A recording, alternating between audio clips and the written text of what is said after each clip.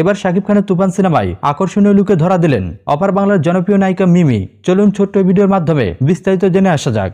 রায়হান রাফি পরিচালিত তুফান সিনেমা নিয়ে ভক্ত অনুসারীদের মধ্যে আগ্রহের শেষ নেই, কারণ এই সিনেমায় মূল চরিত্রে অভিনয় করছেন বাংলাদেশের জনপ্রিয় অভিনেতা সুপারস্টার শাকিব খান। আর আপনারা অনেকেই জানেন, যেই সিনেমায় শাকিব খান যুক্ত হন সেই সিনেমা নিয়েই বিভিন্ন গণমাধ্যমে ব্যাপক প্রচারণা হয়ে থাকে, কারণ শাকিবিয়ানদের আগ্রহে থাকে শাকিব খানের যে কোনো খবর। আর এই জন্য শাকিব খানের তুফান সিনেমার যে কোনো আপডেট আসলেই তা যথারীতি সামাজিক যোগাযোগ মাধ্যমগুলোতে ভাইরাল হয়ে যাচ্ছে।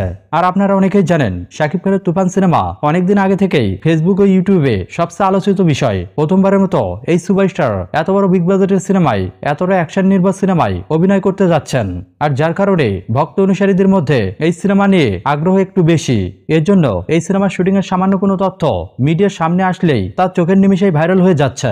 আর সম্প্রতি তুফান সিনেমায় মিমি চক্রবর্তীর অন্যরকম এক লুক ভাইরাল হয়েছে। আর এই লুকটি সামাজিক যোগাযোগ মাধ্যমগুলোতে আসতে না আসতেই তা ব্যাপকভাবে ছড়িয়ে পড়েছে।